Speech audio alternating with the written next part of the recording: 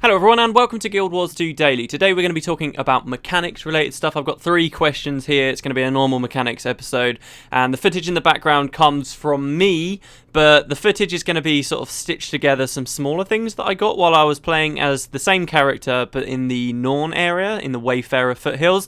So you'll see some of the interesting stuff I found there, just lots of little clips stitched together. Now, overwhelmingly yesterday everybody seemed to comment and think it was a good idea to keep using other people's footage for daily and then just produce completely different videos of me talking about my own experience and giving commentary exactly on me as I was playing, which I will do. Okay, so this is the last of my footage you'll see on Guild Wars 2 Daily.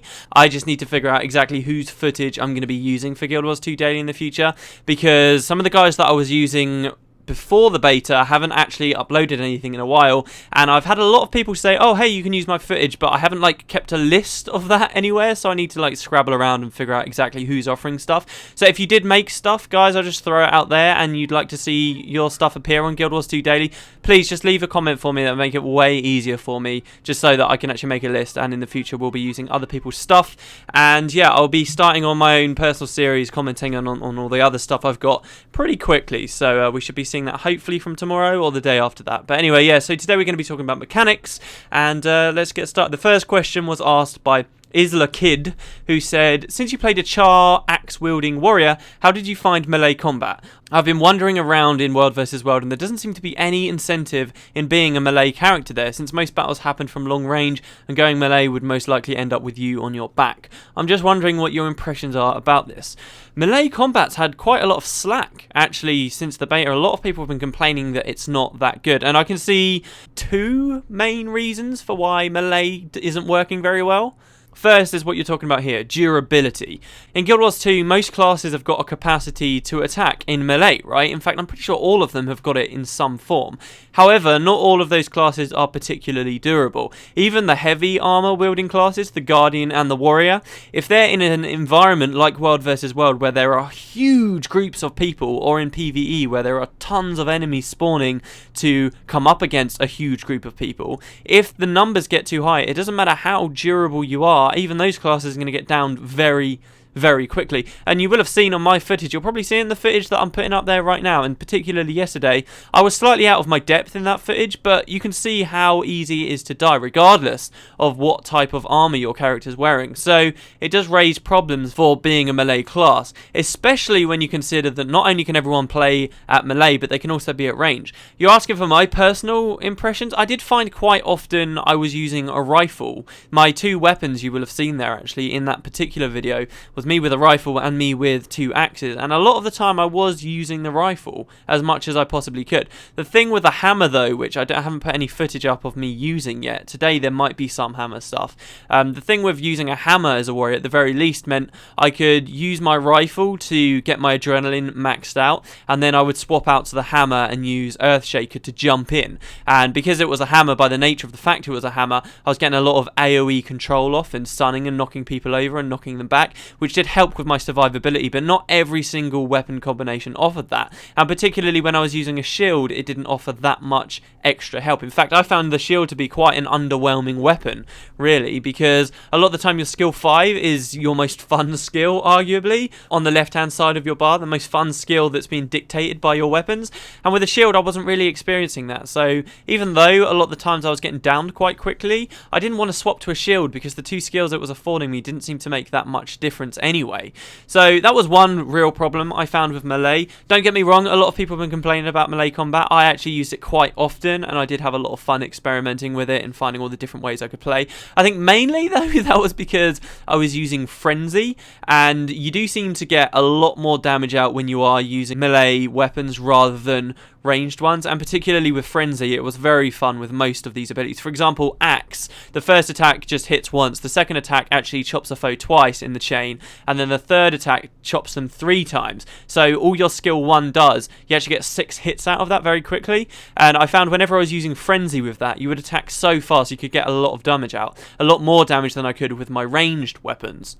but still there was this problem of me not feeling like I had enough durability. I'm not sure how much we can really comment on that at the moment though, considering that there might have been an expectation for a lot of us to have been keeping our gear more up to date than we often were, or perhaps making sure we had the correct bonuses attached to my gear. I'm not sure whether it's just because of that, or there could have been a whole slog of things that we as players were being expected to do, but we weren't quite clear about that at that point. So that could come into it. But I mean, survivability was never a massive problem, simply because you could always get out of there pretty quickly. You always had some kind of gap closer or some means of escaping, or at least I found I did. So, but that is a complication for Melee. The second thing that I was finding personally for me that was quite annoying was where there was a slight bit of lag, and I've got another question about the lag later, so I won't go into this too much. But playing at ranged, even if there's a slight delay when you're using your skills, generally you're going to be okay and still get the hit off. But when you're in melee, that slight delay would often throw me off. I'd try and activate the skill and think I was standing next to a specific enemy, but because of the delay, they would move out of range of my attack, and then I would be doing very little damage. And that could be particularly annoying depending on the enemy I was facing. Centaurs, for example, move in a really cool way, and I like the way that they've designed the way that the centaurs fight with the charging around, but they were very annoying to use as a melee fighter, and often I would choose to use either my longbow or my rifle during that. I did actually play some other professions during the beta, just not as much as a warrior, but I can say from my experience as an elementalist, things certainly seemed a lot easier, and I could put out a lot more damage, a lot faster, and with a lot less restricting me as an elementalist, because they had so much ranged capacity. Even in dual dagger setups, they just seem to have a much easier time than I did as a warrior using my melee things. So curious to see how they'll fix things. An obvious answer would just be to up the damage on melee weapons so that there's a greater risk reward there, and accept the fact that there are going to be these situations where classes up front are going to get nuked down, especially people like the rangers, who when they're wielding their greatsword are supposed to have a lot of mobility. But is that really helping them just swinging around all over the place like a madman when so many of the enemies might have ranged as well, and that seems to negate, and they won't miss that often. So I'm curious how melee weapons will end up spanning out, but at the moment this is something a lot of people are complaining about. Personally though, overall I don't think it's a massive problem, but I do think that maybe there could be some work done where melee weapons are concerned, particularly as you say here for World versus World, when people are attacking a gate or something like that. I can definitely see why the hell would you want to go in close there. You're not going to survive for very long. The durability thing is certainly the biggest problem. Okay, so yeah, as I mentioned just now, I've got a question about lag. It was asked by ClassClown3, who said, Guild Wars 2 was very laggy for me. How much different are the system requirements than Guild Wars 1? Two questions here, really. But they both kind of go into each other, of what we were expecting the game to run like. Now, I'd had questions previously with people saying, now that the combat is different, now that the combat is far less static than we're used to in most other MMOs, how is lag going to affect this? Is a smaller amount of lag going to mean more problems for players because of all the mobility aspects of the combat? And I do think that a smaller amount of lag is affecting players worse than you could find in other MMOs, especially with Guild Wars 1, which itself didn't have particularly static combat. But what I was mentioning with being in melee, that slight delay is a real problem with certain setups. This is why range seems to be very, very helpful for me in a lot of situations, because that delay wouldn't mean so much. Of course, we all had lag is a big topic. Really, there's two things people are talking about with lag at the moment, and I think we should make a distinction between them. First, you had lag and connectivity issues when the beta first launched, which was a massive problem. It was a big problem for me. One of the reasons why I didn't get as much stuff from the beta that I thought I wanted to get was because for pretty much that first day there was a period of about 7 hours when I was trying to get in game in some meaningful way, and basically I spent most of that staring at a login screen, and it just was not a fun experience, and a lot of people were really, really frustrated about that. Even the next day, on the Saturday, when I decided I wanted to get back in, I was still having a lot of problems. Things were ironed out later on towards the end of the event, which is fine, but I actually found I couldn't play in Europe servers, and I had to transfer to American servers just so that I could play the game properly. Europe really did seem to have a lot of problems with getting in game, and it was very, very frustrating.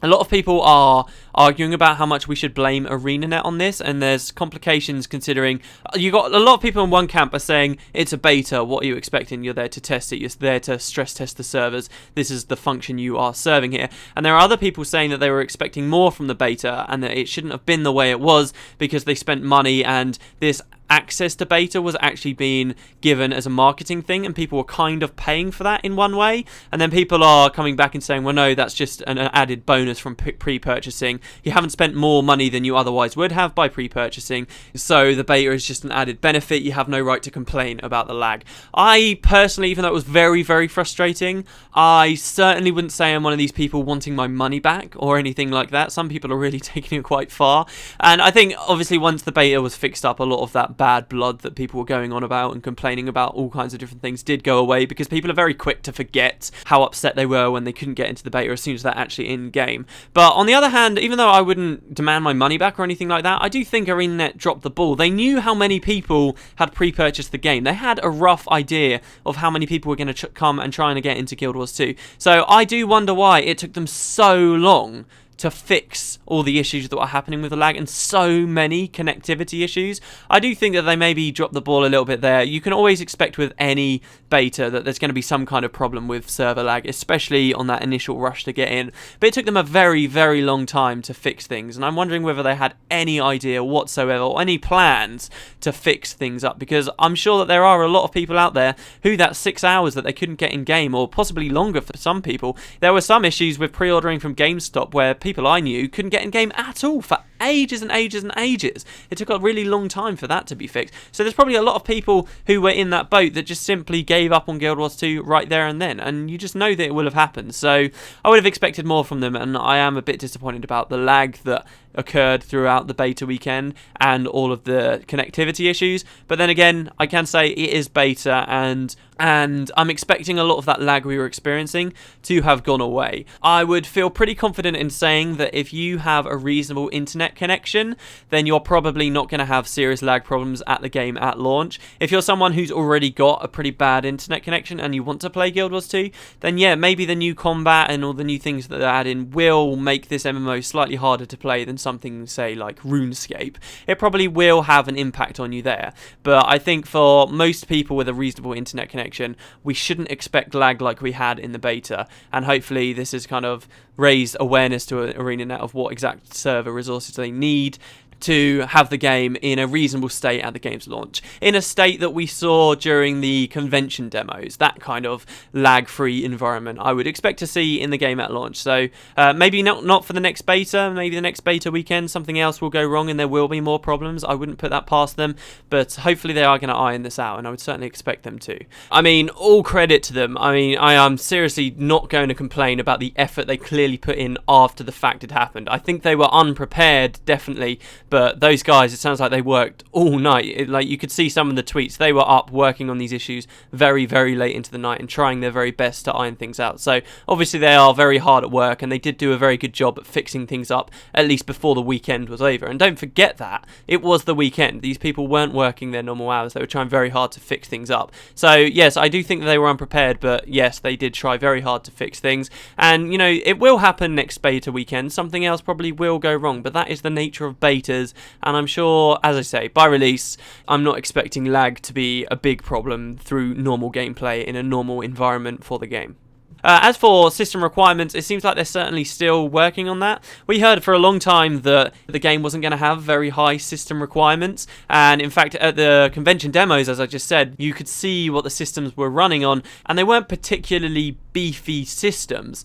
But now, actually, Guild Wars 2 ran a lot worse on my system than I was expecting it to. Of course, things are not optimized. You need to remember that, everyone, that they're not optimized. But I do think it says something that now, if you look at the official FAQ on the Guild Wars 2 website, they say that they're still ironing out exactly what the system requirements are going to be. So they might actually end up slightly higher than some of us were initially expecting. But having said that, they are still optimizing things. That's typically one of the last things that will happen in the development of the game. So I wouldn't worry too much about that right now. And certainly the scalability of the graphics settings, for example, when you're on low settings compared to high settings, how much they can scale all that to actually make the game run at a reasonable level on your system is probably going to be improved as well. So if it was kind of laggy for you, it'll probably get better, but I wouldn't anymore say that Guild Wars 2 is going to have as low system requirements as perhaps we and ArenaNet themselves first thought.